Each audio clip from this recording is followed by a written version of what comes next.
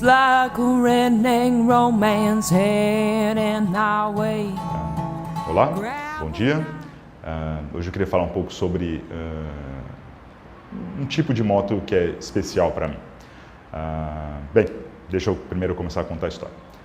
A minha biblioteca tem uns 1.500 livros. Esses 1.500 livros contêm todos os assuntos, ou muitos assuntos, né? Filosofia, viagens, literatura, engenharia, ciência, filosofia, história, tudo que vocês puderem imaginar, né? Eu gosto de trazer o mundo para a minha sala pela minha biblioteca. Dentro dessa biblioteca, uma parte, mais ou menos um terço, uns 500 livros, são sobre duas rodas, né? Motos e bicicletas. E dentro da biblioteca de duas rodas tem uma mini biblioteca, né? Uns 10 ou 15 livros, e que eu chamo de Vila Italiana, né? Que são dedicados às Vespas, né? Às scooters, mas especialmente às Vespas. E era sobre isso que eu queria falar hoje, né? As Vespas são, para mim, elas representam muito o que é o motoqueirismo, né? Que é principalmente a leveza e a alegria, né? Para mim, andar de moto é isso. Quando eu cheguei, né, do centésimo, eu achei essa palavra, esse ordinal na internet, né? No meu livro 200 sobre motos, eu resolvi me dar um presente e dar um presente também para a minha biblioteca, para essa vilazinha italiana de livros de Vespa, e eu escolhi esse livro aqui para comprar, né? Vespa Italy on the Move. E eu gostei dele. Depois eu vou mostrar que eu tenho uns livros bem pesadões sobre a Vespa, mas uma das coisas que eu gostei desse, primeiro a capa, né? Uma garota bem bonita e independente e alegre, solta. O livro também é um livro muito pequeno e leve, né? Então para mim isso era muito representativo, bem gráfico, né? Cheio de figuras. E ele fala sobre até a história, né? A tecnologia, mas fala também, né, sobre o projeto, mas ele fala também sobre livros e filmes e músicas dedicados à Vespa, né? Então ele consegue resumir muito bem assim o espírito da Vespa, né? Embora não tenha tanto conteúdo assim, não seja tão grande, né? Mas eu queria isso mesmo. A Vespa, bem, contar um pouquinho da história da Vespa, né? A Vespa foi começou a ser produzida em 1946, na Itália, então logo depois da Segunda Guerra Mundial, né? E a fábrica que faz a Vespa é tão conhecida que a gente nem lembra, muitas vezes a gente nem sabe qual é a fábrica, mas o nome dela é Piaggio, né? Uma fábrica italiana, que já existia e já era grande antes da Segunda Guerra Mundial e fazia grandes equipamentos, helicópteros, por exemplo. E ela foi totalmente destruída, né? As instalações da Piaggio foram destruídas na Segunda Guerra Mundial. E o país também foi destruído, os consumidores não podiam comprar grandes equipamentos. Então, assim que acabou a Segunda Guerra Mundial, eles se reuniram e falaram assim, o que nós podemos fazer com as poucas instalações que nós temos aqui, né? E com um pouco dinheiro que os nossos consumidores têm. O que será que eles precisam? O que será que eles podem comprar? E o que nós podemos produzir? Nós temos conhecimento e temos recursos humanos para isso, né? Precisamos só ver o que dá para fazer agora. E daí eles chamaram o principal engenheiro deles, que era o Dascanio, que era projetista de helicóptero e tal, para falar assim, você pode pensar em alguma coisa para a gente produzir de agora em diante, né? E é claro que ele pensou, falou assim, o que os italianos precisam é de um meio de transporte barato e prático, uma motocicleta. Mas o problema é que ele odiava motocicletas, né? Ele achava que eram equipamentos feios e pesados e sujos e agressivos, né? Daí ele pegou e projetou uma coisa completamente nova, que é o que nós conhecemos como a Vespa, que tem, né, muitas diferenças para uma motocicleta convencional. Tem as rodas pequenas, você anda sentado e não montado, como uma moto convencional. Ela tem um garfo, né, de um lado só para facilitar tirar a roda. Alguns modelos levam step, o que não tem numa moto normal. O motor é projetado, né, para você andar devagar, né, numa cidade. Você não precisa abrir as pernas, né, jogar as pernas para trás para montar nela, é só sentar como se estivesse numa cadeira. Se estiver chovendo um pouco ou se você passar numa poça d'água, seus pés, seus sapatos não são sujos por causa disso, que ela tem aquela proteção frontal. Bem, é uma moto prática, né? E além de ser prática, ela acabou virando um ícone cultural do século XX, né?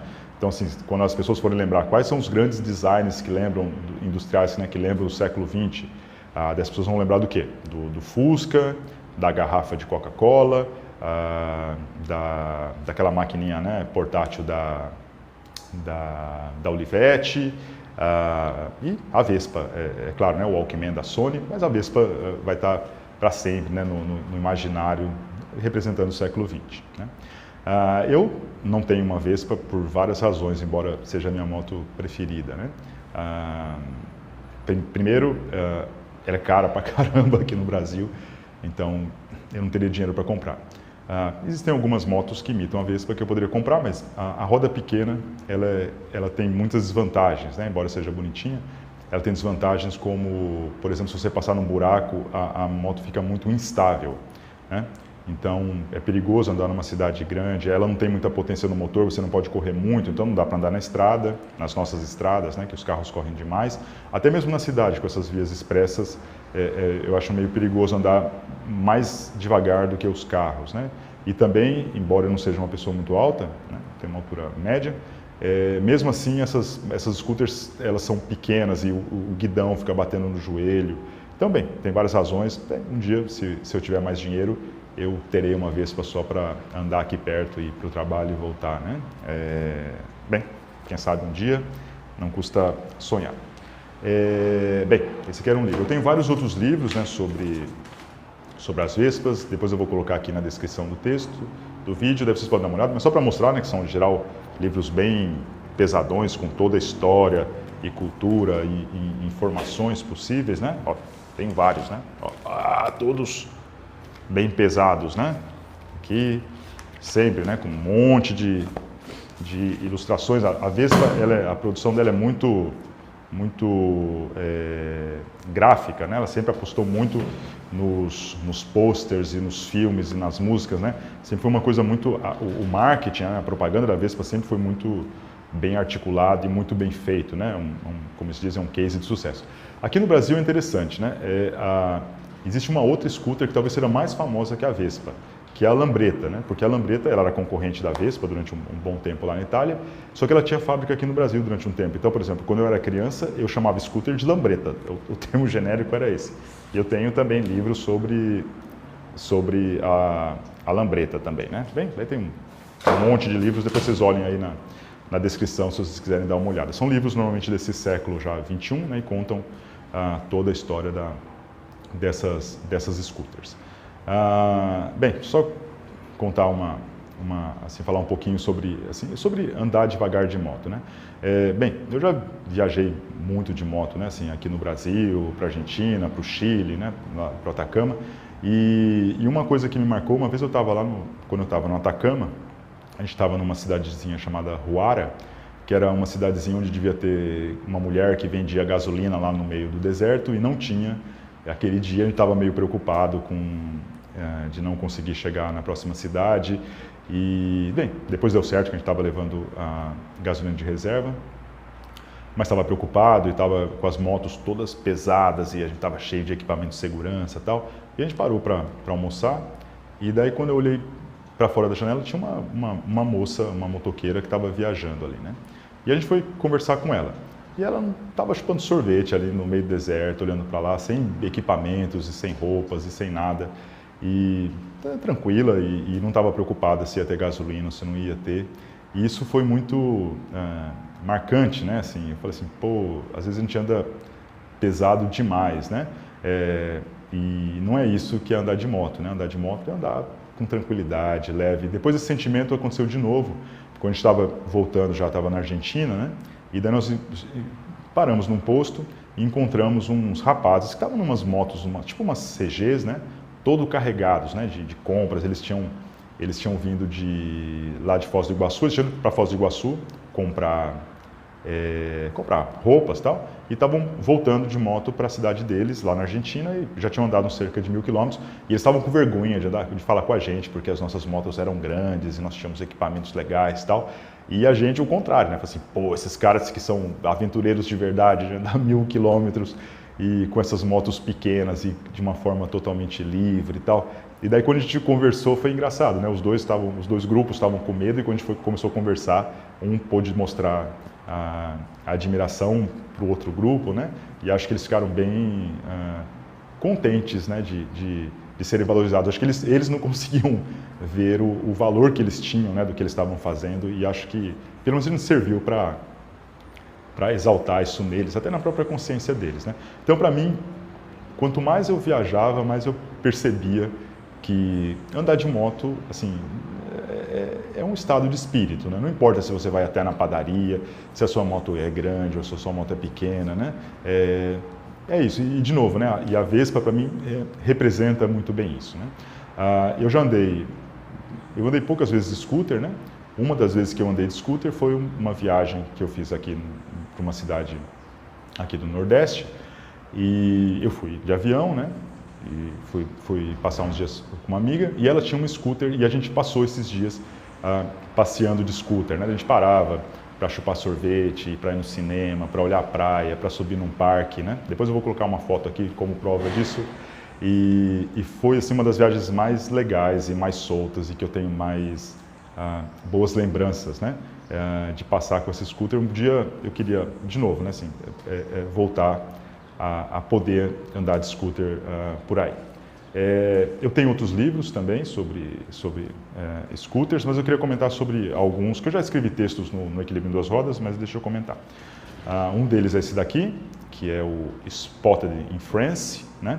Que é o livro sobre um rapaz que cruza, né, a França. Ele anda 900 quilômetros com uma scooter, com uma Vespa, mas ele leva o dálmata dele, né? Deixa eu ver se aparece aqui. Ele leva o dálmata dele junto na Vespa, né? E daí ele comenta um pouco sobre essa colisão cultural, né? Ele é americano em relação aos franceses, né? Que, segundo ele, não gostam muito dos americanos e não recebem muito bem estrangeiros, principalmente quando ele começa a andar no interior.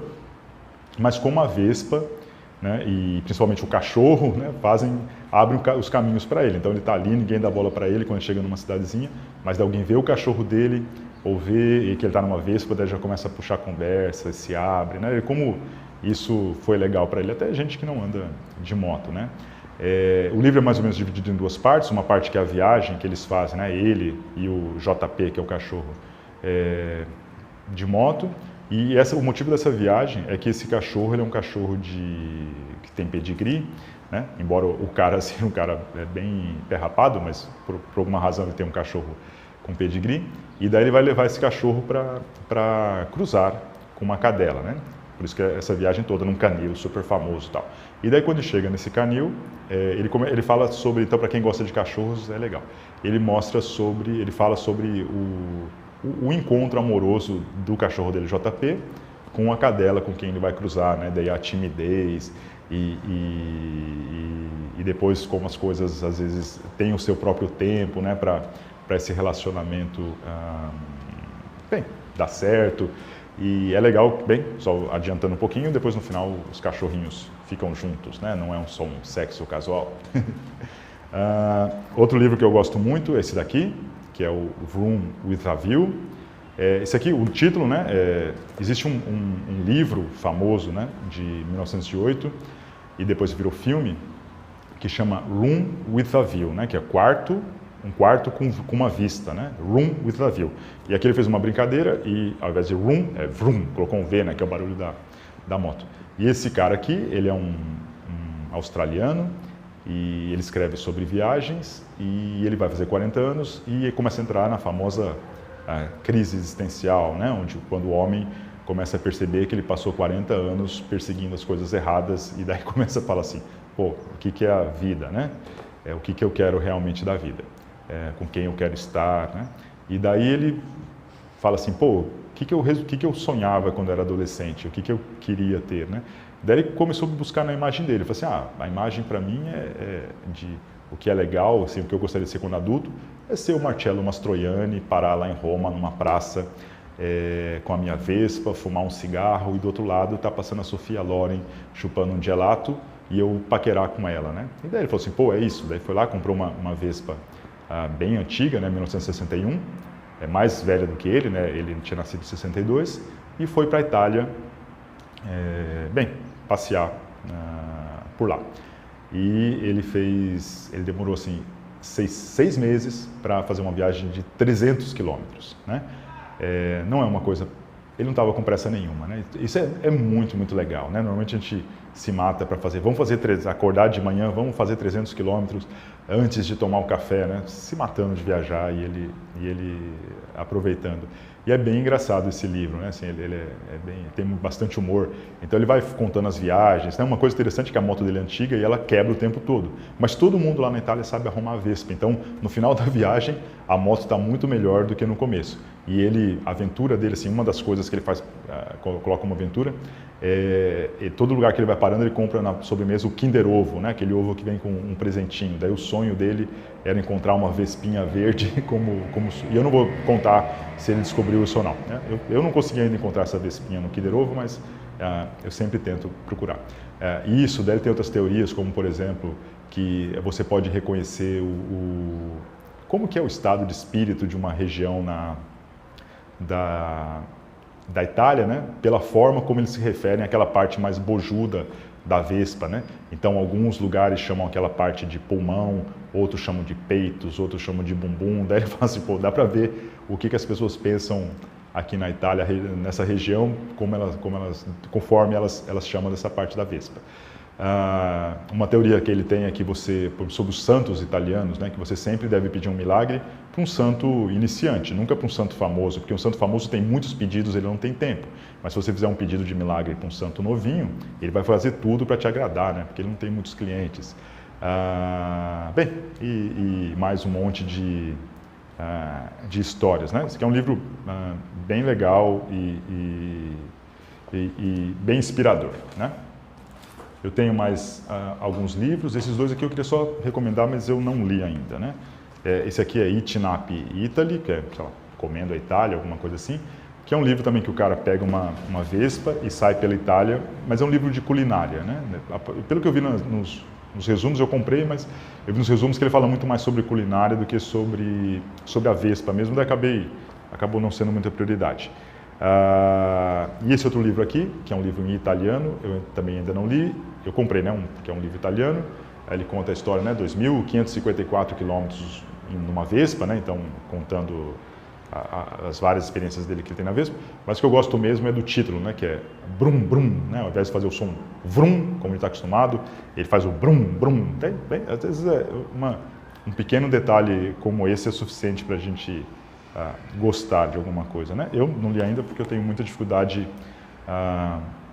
de ler em italiano, né? Embora eu tenha ascendência italiana, né? Meu sobrenome é Magnani, mas eu não tive nenhum contato muito maior, não sei meus bisavós que falavam às vezes perto de mim, e um curso que eu fiz 6 meses, mas acabou nunca dando muito tempo. Um outro livro que eu gosto muito, né? Esse aqui é sobre scooters, né? Eles não andam de Vespas, né? Eles andam com duas Henkels, né? No começo da década de 60. E esse aqui é um livro muito legal porque ele é desse Peter S. Beagle. Talvez seja o único livro de moto e de bicicleta que eu tenho que foi escrito por um escritor profissional de verdade, né? E esse cara é famoso por ter escrito um livro muito famoso e que eu não li, que é chamado O Último Unicórnio, e parece que é um livro infanto-juvenil bem famoso, e filme e tal, né? Bem, mas esse livro eu gostei muito. Ele e um amigo dele são novinhos, né? Tem, sei lá, 18, 20 anos, e saem pelos Estados Unidos com as suas duas scooters e vão encontrando as pessoas. E é interessante que eles já têm barba, né? Já têm um estilo hippie, mas essa viagem se passa em 63, antes dos hippies ficarem famosos por andarem de cidade em cidade com barba. Então eles são muito mal recebidos nas cidades, né? Como se fossem vagabundos, com aquelas scooters e tal. Só que eles são pessoas bem alegres e sabem cantar. Então eles chegam num lugar, começam a cantar e todo mundo fica apaixonado por eles. E daí eles conhecem um monte de gente, né? Donas de casa, e prostitutas, e ladrões. E vão contando a história dessa viagem. Esse aqui é um livro assim, que eu nem enquadraria muito como livro de viagem, né? É um livro assim, de verdade, um livro sério, que dá prazer de ler e que faz você pensar. E tem alguns momentos alegres, a maior parte, mas tem alguns momentos tristes e muito musical também, né?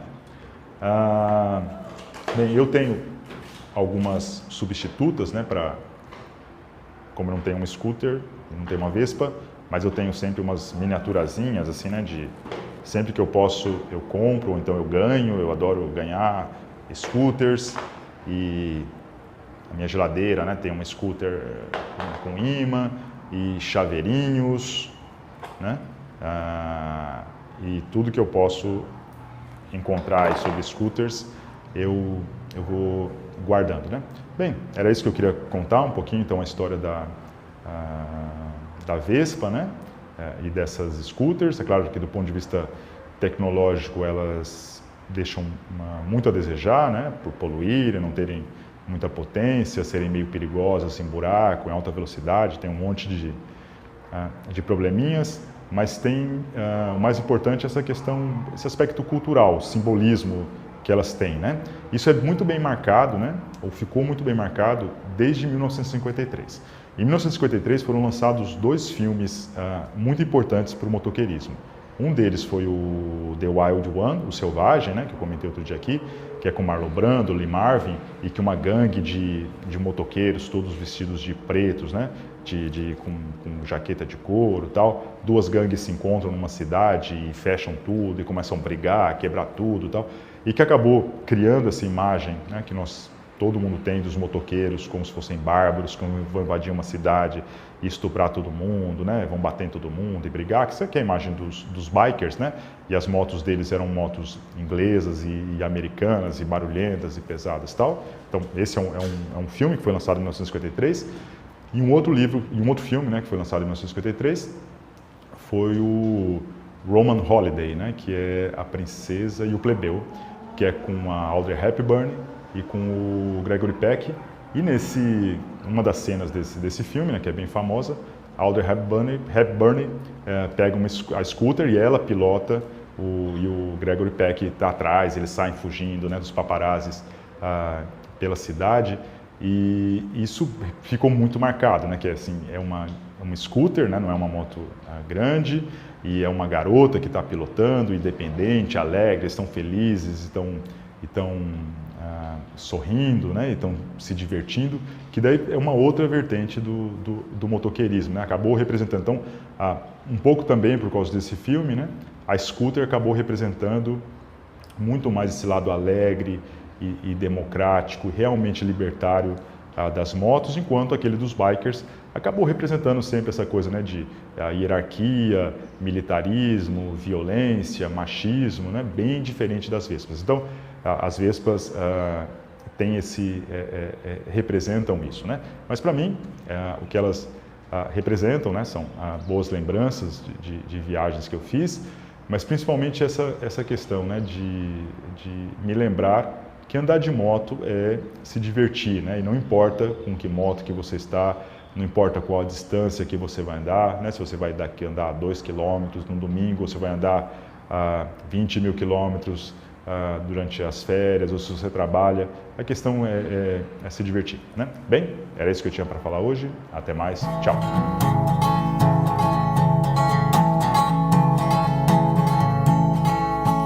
Looks like a redneck romance heading our way. Grab a knife, take a fist, let's get this out of the way. Looks like a redneck romance heading our way. And stop the blow and have some more whiskey. Hop in bed and watch the sunrise. Looks like a redneck romance heading our way. Don't look in the trunk before you're drunk. You might just become my wife. Laid up on a Saturday night.